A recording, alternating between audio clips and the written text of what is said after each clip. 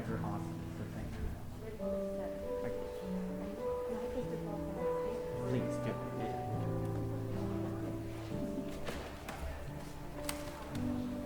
Yeah. And the they're up there. The songs. I always forget. And then halfway through the song, I figure out where I'm at. What day is it? Tuesday. I'm gonna make that up.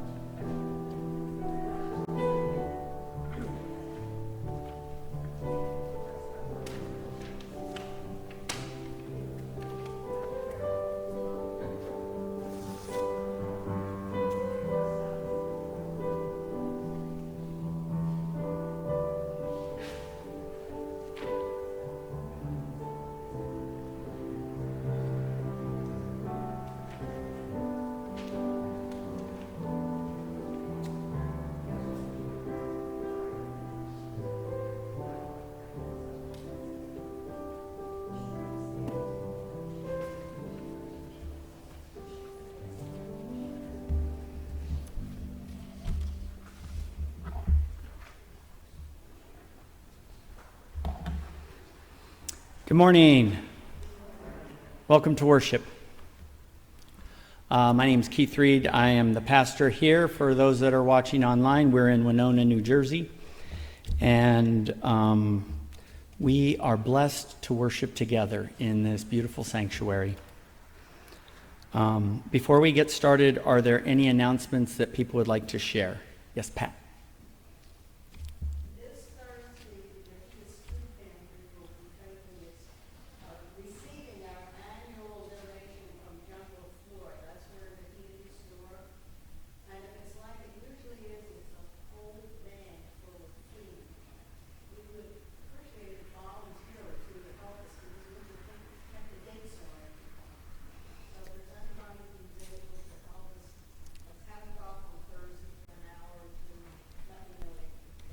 So for those that couldn't hear, the food pantry, 10 o'clock on Thursday, we'll be receiving usually it's an entire van of food, and they need help both transporting it, but also looking at the expiration dates to make sure that we're not giving people stuff that's expired by any length of time. So thank you. And Pat's right over here. So if you know you can, please say hi to her and let her know.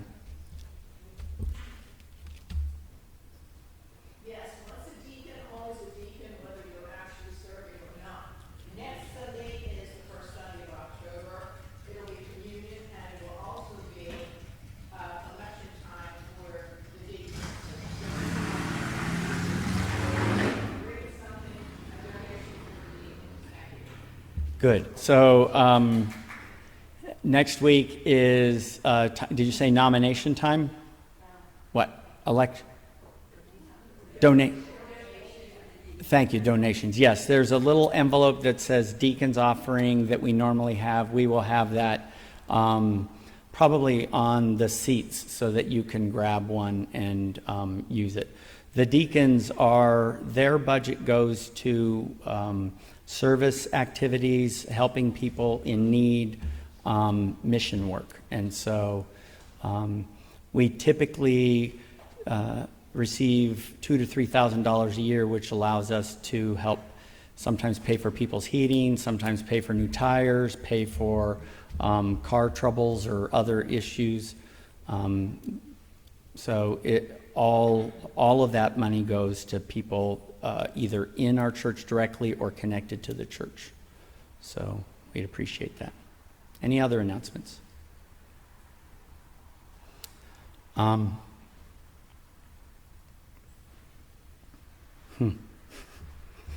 So I've been updating some people about my wife, Tracy, and I've done it without any emotion. So it's kind of funny that I'm picked up with a little emotion right now. Tracy found out last Sunday that she has fairly large tumor just below her rib cage, and we were told throughout her hospital stay at Inspira that it could be 3 or 4 weeks before we would get surgery or know much. And all along the way, there have been these wonderful blessings of, no, you won't have to wait until October 15th for your consult with an oncologist. We will make sure that that happens sooner, and it will happen on September 29th. And then by the time we're discharged, she's discharged, oh, you're going to go on Friday, which is last Friday. And when we were there, we got some good news. She said that it hadn't spread anywhere that they could tell, which is good, and that they should be able to know once the surgery is done whether or not it's cancerous. And she said there's no reason to expect that it is cancer. There's no reason to expect it is not. And then she said, we've got a pretty full surgical schedule until maybe the first full week of October or the week after. You'll get a call on Monday, and they'll let you know on Monday when we can fit you in. And we had left the parking garage of MD Anderson, and she got a call. And the lady's like, oh, I'm calling to schedule your OR. And she's like, well, I thought we were doing that on Monday. And the woman says, well, it turns out that there's an opening on Tuesday. Somebody just canceled. So would you like to go on Tuesday? And she's like, oh my, yes. I want to find out what's happening. I don't want to live in the unknown for 2 to 3 weeks. So she is going in. She got her COVID test yesterday. She's quarantined until Tuesday. And please keep her in your prayers. I've been impressed and grateful for friends and family members and for the folks. We didn't let a lot of church folk know off the bat because we wanted more information before we shared with the whole church. But we've been very grateful for all the blessings that have come our way during this time. So thank you for putting her in your prayers. And yes, I think that's it. So we so often forget that the sacred is all around us and even within us. We get so overwhelmed with all the minutia of life that we forget some of that minutia is actually good stuff that comes to us, that isn't just accidental, but is somehow a part of a plan that God has to remind us that we are valued and loved, that good things will happen, and to keep our eyes open for the possibilities. We enter worship to let go of our burdens. We enter worship in order to have that connection with the divine, with God. At this time, I'd ask that we take a deep breath in, let it out. Let go of whatever you're thinking about. Relax. Hear God say, I love you. Take a deep breath in. Let it out.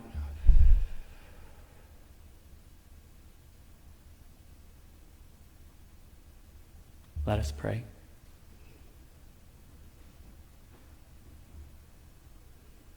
God, we give thanks for the blessings you give. We pray that you remind us again and again that those blessings are there, even when we forget to look. Allow for us to see even small, mundane things that are good. Help us to see them as a part of your plan, a plan to offer us blessings, a plan to help us feel loved. We pray that you allow for this time of worship to be one where we are letting go, putting our trust in you, and experiencing the love you always give and we don't always remember to look for. In Christ's name we pray. Amen. At this time, let us stand and sing the church's one foundation.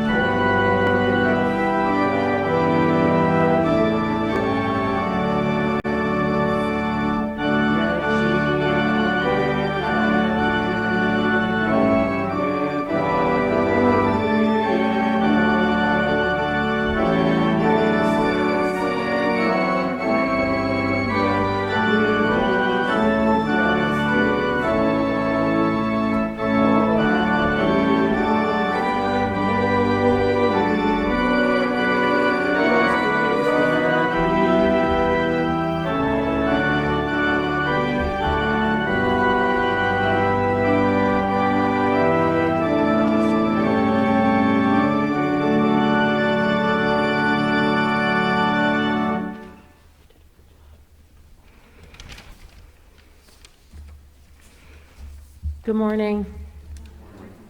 Can you please join me in the prayer of confession? Holy God, we confess that we do not always love our neighbor. When we feel hurt by others, we have a hard time forgiving, and we sometimes forget about the blessing you give us. Forgive us. When we are tired and feel alone, fill us with your love. Grant us the strength to go beyond surviving, so that we have time and energy to bless others. In Christ's name we pray. Amen. And at this time, let us continue as we offer our own silent prayers of confession to our God.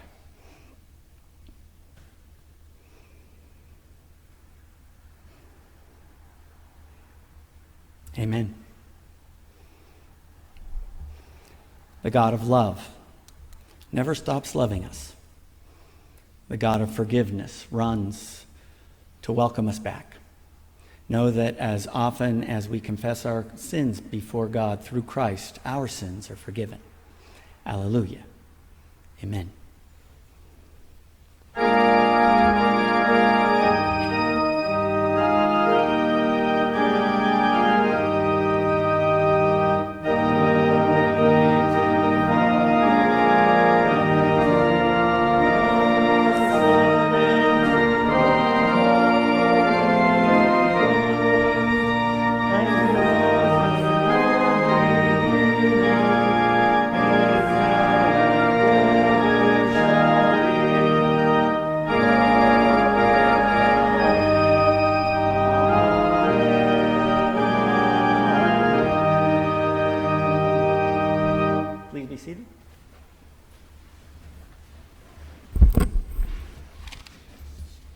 The first reading today is from Matthew chapter 5, verses 1 through 12.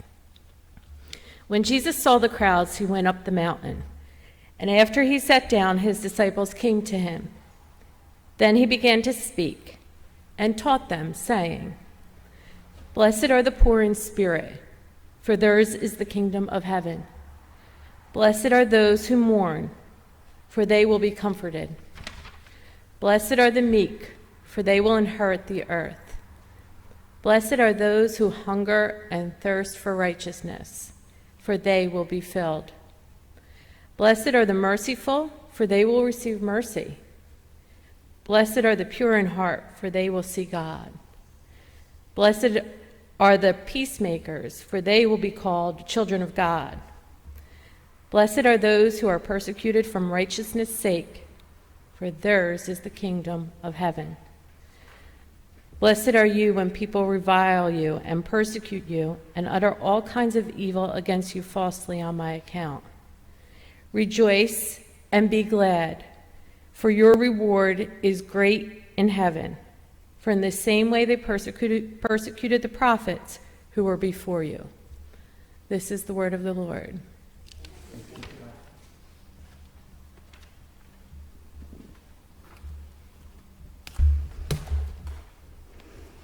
The second reading is just a continuation. It comes from Matthew 5, verses 13 through 15.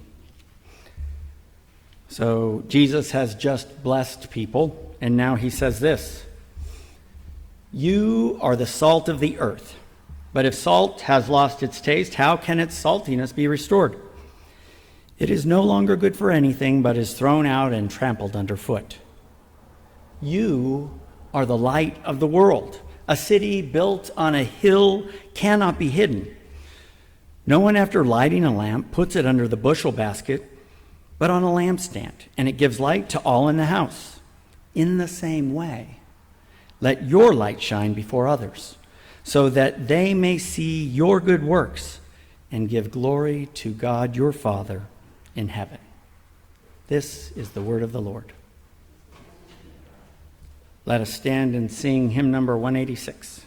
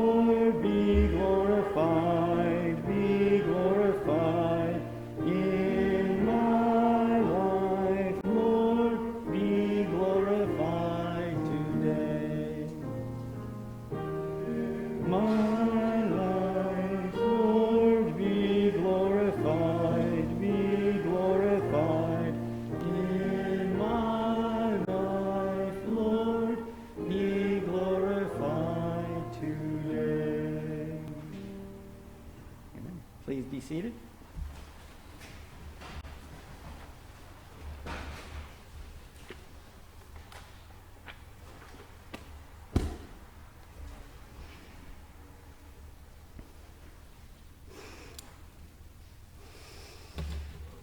So what would you say if I told you there is a medicine out there that takes away or relieves you of blood pressure issues, decreases chronic pain, decreases anxiety, increases your ability to get a good night's sleep, has been around for 1,000 years, and has been proven by many research studies again and again to be just as helpful, if not more, than many of the pills that we take for those same issues? It turns out that the research says that the medicine that we need is gratitude. Gratitude helps to lower your blood pressure. It helps you let go of chronic pain. It helps you sleep. Gratitude. Time and again, studies show that when people are asked to think about things they are grateful for, these are the results. Jesus, he was out there. This is just as he's beginning the Sermon on the Mount. And the term mount or mountain that it is referring to is kind of a euphemism, because it's really the sermon on a small little hill/plateau. But he's up there, and he starts sharing blessings. So he says, "Blessed are the poor in spirit. Blessed are those who mourn. Blessed are the meek. Blessed are those who hunger and thirst for righteousness. Blessed are the merciful and the pure in heart and the peacemakers." He wants people to feel blessed. And he actually starts with the people who probably feel least blessed of anybody. Have you ever been poor in spirit? You're tapped out. You got nothing left. And it seems like any time you are hoping for something positive to happen, it's just one more thing that lands on your plate. Jesus says, you are blessed. What about the people who mourn and wish their loved one is still alive, and every time they wake up, they look at that coffee mug that will never get used again? Jesus says, you are blessed. And he goes on, and the list, the meek, you're the people that get stepped on all the time. You're blessed. He wanted people to feel blessed. And the normal reaction to being blessed is gratitude.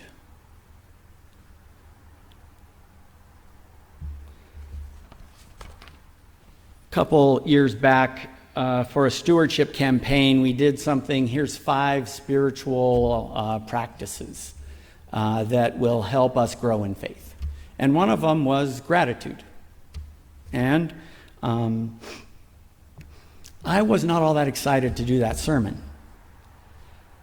It's like, oh, it's just be aware of the little things and that's all. And gee whiz, can't you just, let's all focus a little bit on the morning and say a prayer.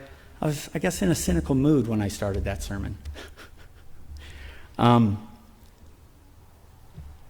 the last week, I've opened my eyes up to gratitude in a slightly different way. I imagine that when you or somebody you love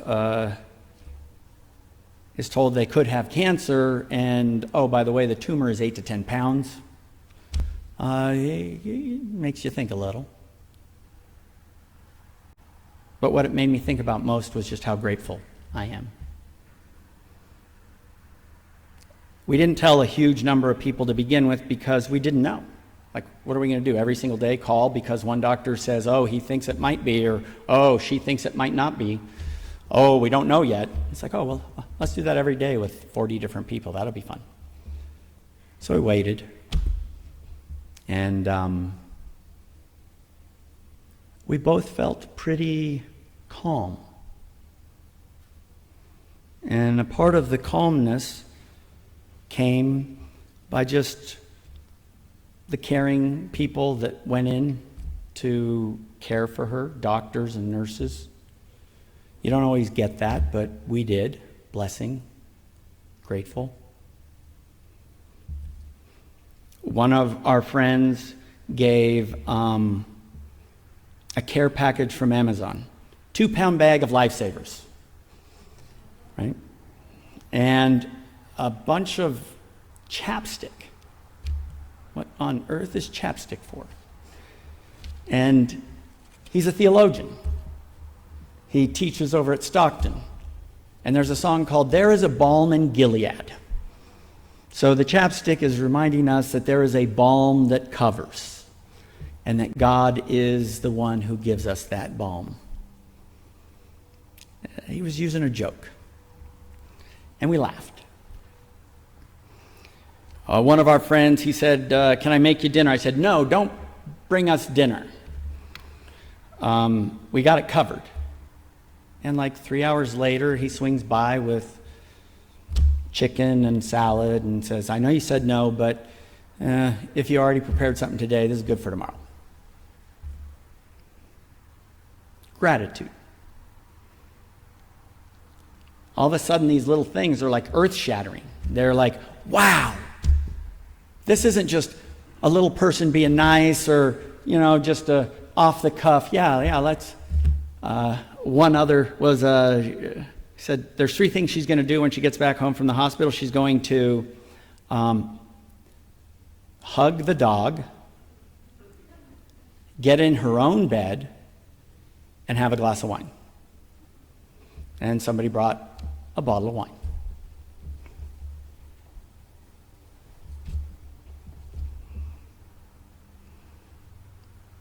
I, as a pastor, all too often take for granted the ways to be grateful.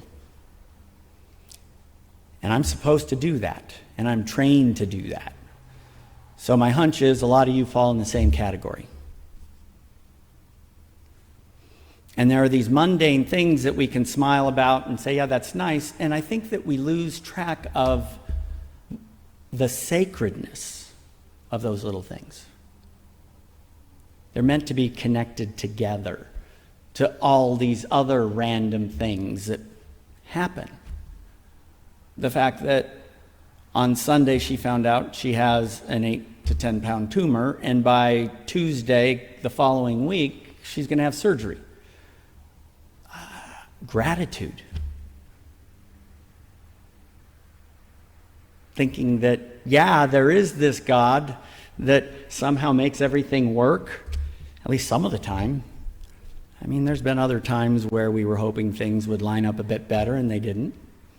But there were other places where gratitude was there when those things didn't work out.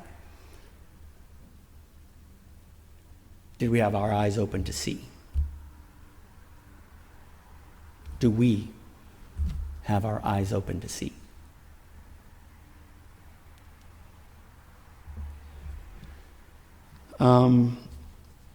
Turns out that a friend of mine is working for a company that is trying to basically just improve what happens at work. Wants people to be a little bit more positive, wants people to be able to make sure that they're completing the tasks that they're working on. They're not aiming to root out laziness or see who's not doing their job. They're trying to help company move forward in a positive way. And one of the ways they decided to do it is to have, at the end of each email, a little survey. And the survey says, please let us know if how this person responded to you and your need. And it's excellent, very good, or needs improvement. That sounds kind of scary to have at the end of an email.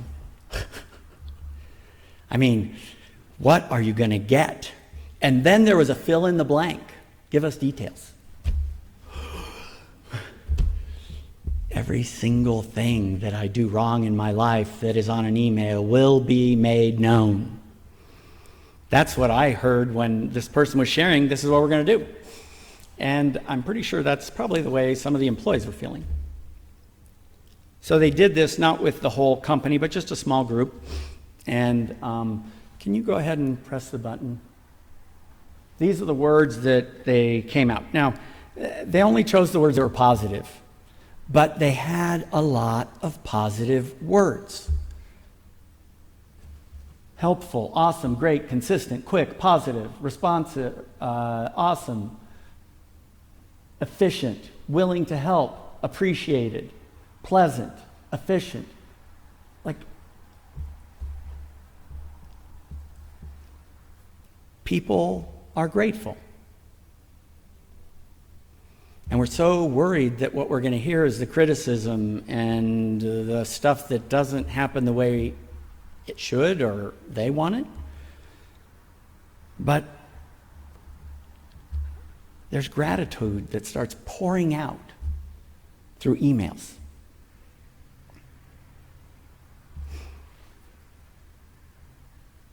So it's easy to forget to be grateful, and it's easy to limit our gratitude to a pretty small chunk of things.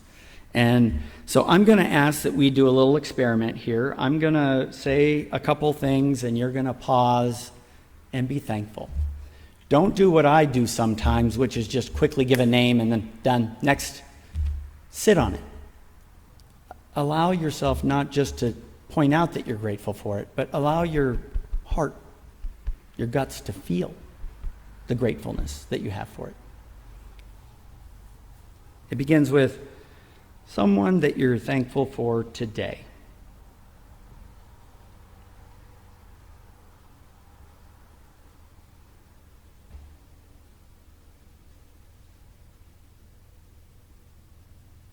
Something that makes you smile.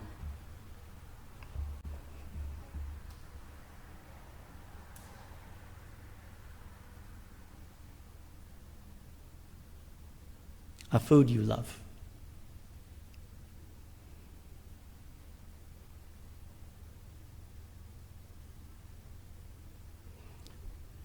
Someone that goes unnoticed.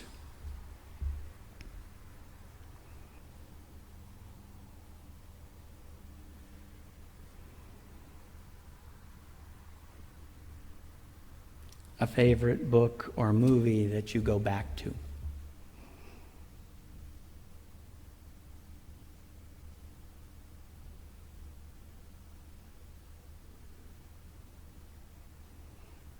A favorite animal.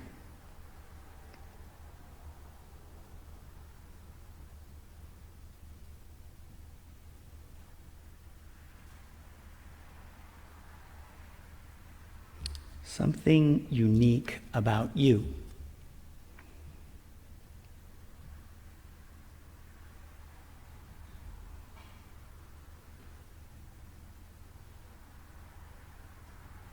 Something that challenges you.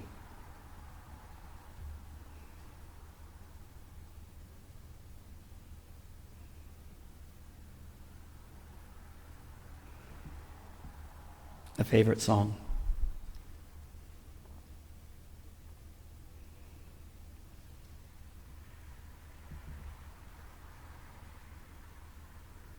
A beautiful piece of art.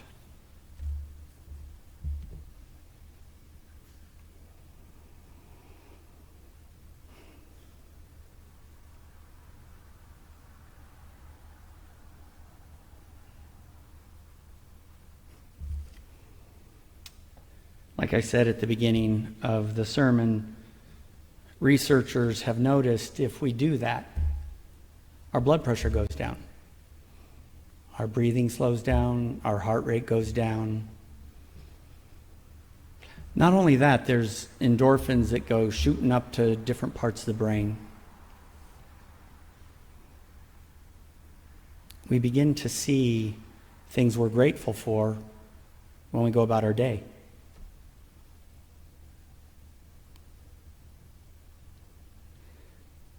It's not just silly homework, but it's a sacred act.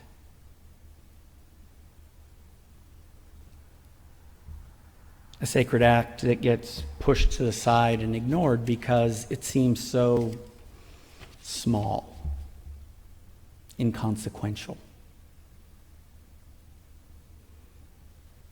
In some ways, it's a miracle drug, just waiting to be taken off the shelf.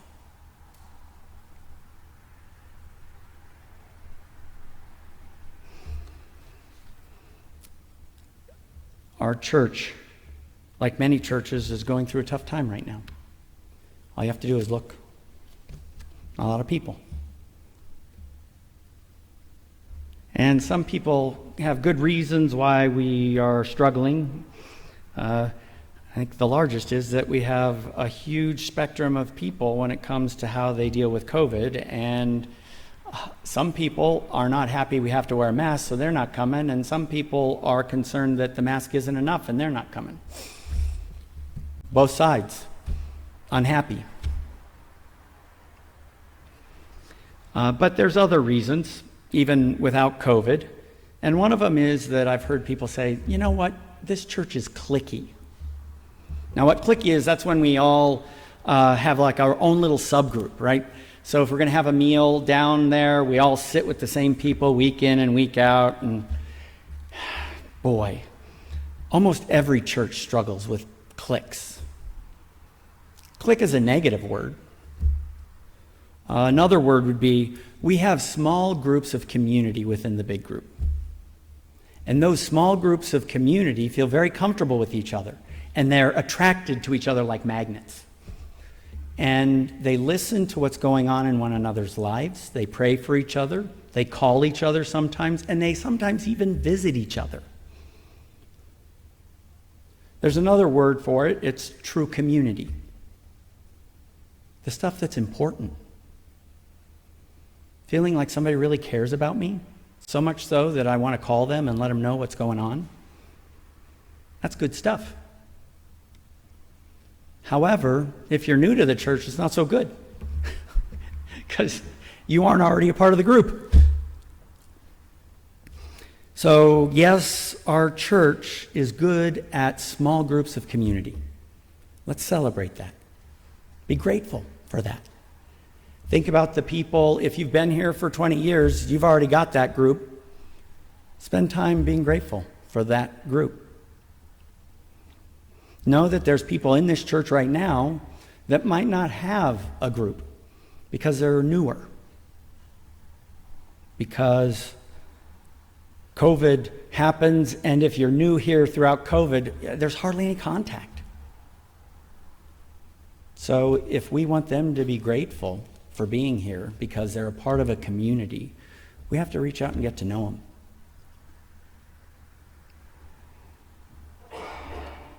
I don't want you to quit having your small group of friends. But what happens if we take the 5 people that we already know and decide, let's make it 7 or 9 or 10? And let's say that I don't have to be best buds with everybody in the church. Maybe if I just reach out to another 5 or 10 just to get to know their names, which is torture. Because you only see each other once a week, and if you've got masks on, you're only seeing like a third of them. It's like crazy. And if you can remember their names, wow, that's like a victory.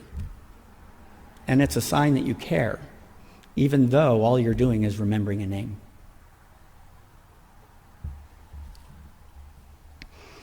If you forget the name, ask them what their name is. Because even though that'll be awkward, at the end, you can go the next week and call them by their name, and they'll be happy that you remembered. If you're like me, you'll have to put a pen on your, write it down on your hand.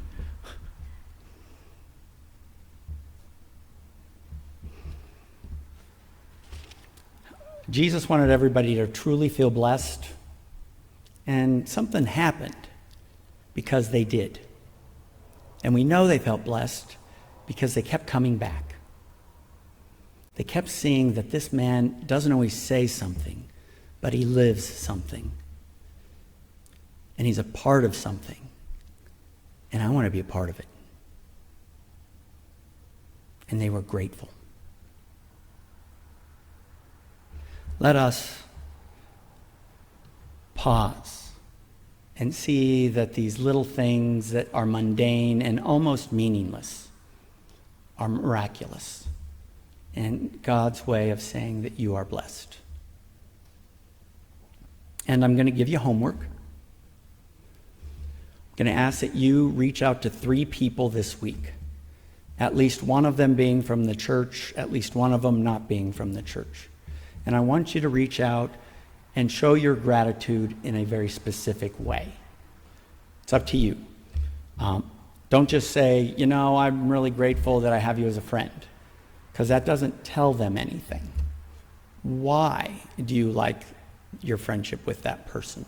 What have they said or done that means something to you? Be specific. Use a card. Mail it. Make a phone call. Drop off something. If you're good at making cookies, toss a couple cookies. If you're able to do something silly, little craft, do that. If you've got wildflowers in your yard, give them a tangible to let them know that you're grateful.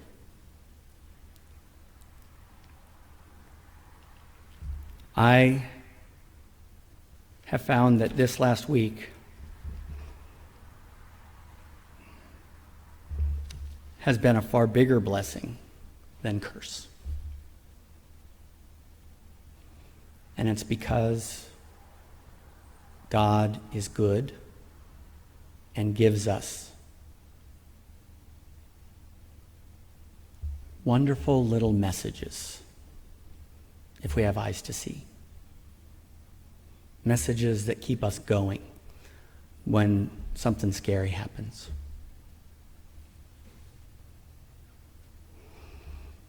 Let us see the miracles.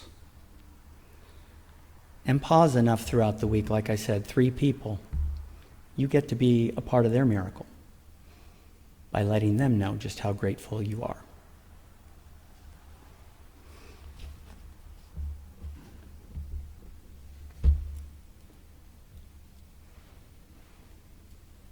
At this time, are there any prayers or concerns that you have?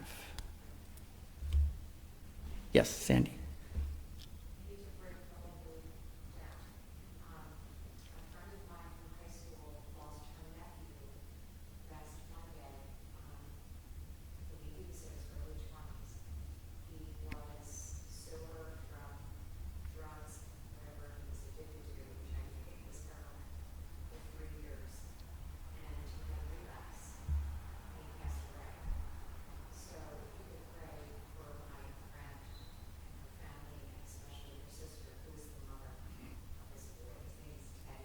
Teddy. Okay. Teddy, young adult? Young adult, died after years of sobriety, probably from heroin, ended up addicted again and died of an overdose by the sounds of it. Any other joys or concerns? Carol. I'm very grateful for the new nurse and police temporary secretary that my school has finally provided. We have 1,650 kids in the school, and they released the other nurse from her contract early and left me with nobody, which was really a very stressful couple of weeks. So I'm very grateful to have support that is much needed, so I can actually do what I like to do, which is take care of the kids. Excellent. So the prayer of thanksgiving that the school that Carol works is able to, they have a new nurse there so that Carol gets to actually work with the kids and not just do all the paperwork. Any other joys or concerns? Yes? My sister Beth has been suffering from diabetes and other ailments. She has been moved into hospice care.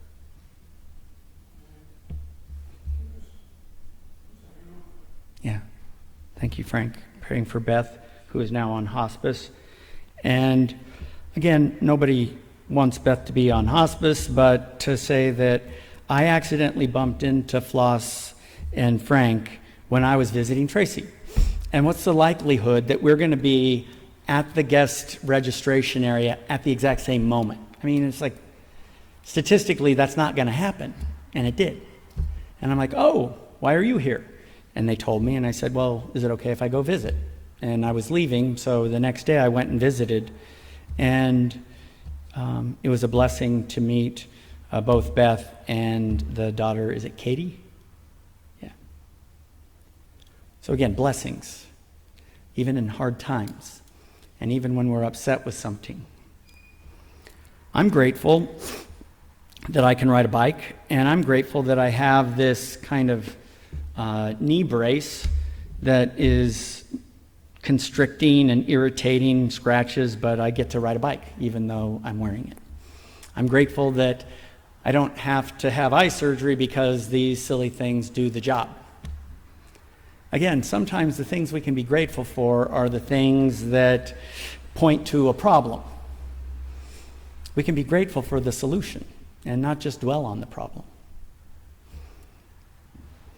Let us come to the Lord in prayer. Gracious God, we give thanks that your Son Jesus, when he spoke to the people, offered a blessing, not just one, but many. And that he offered blessings to the people who often were left out of blessings.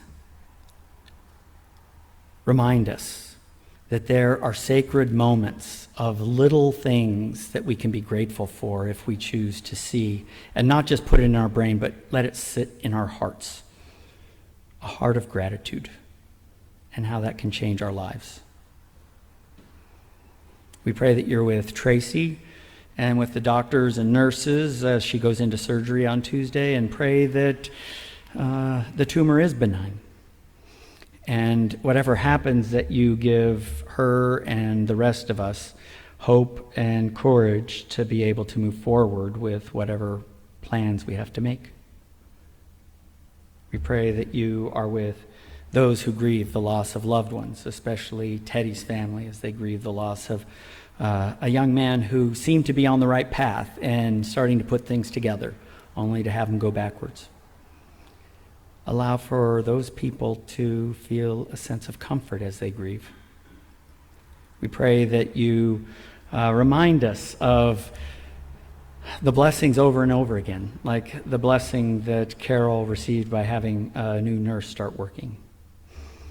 And we pray that even as we know the inevitable of life and people we care about are on hospice, we pray for peace, that you allow us to reminisce and connect even as the people we love only have a short time on this earth.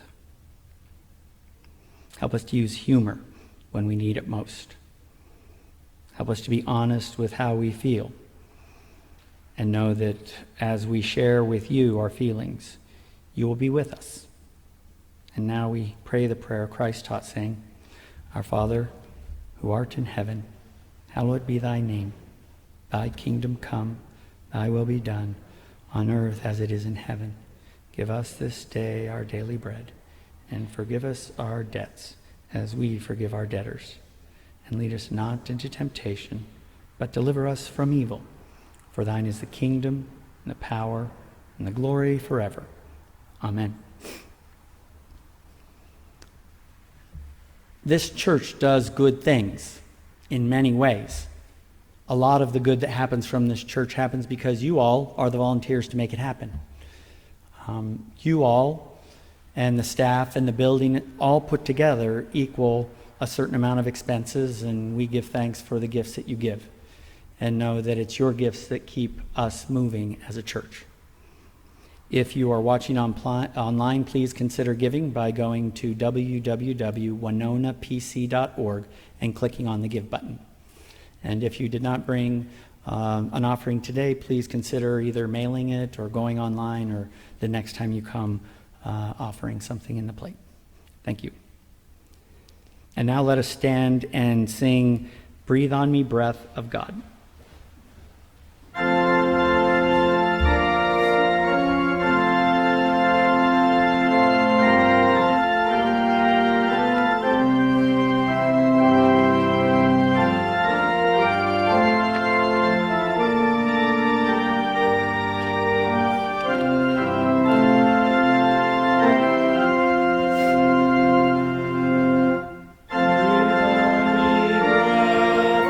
God.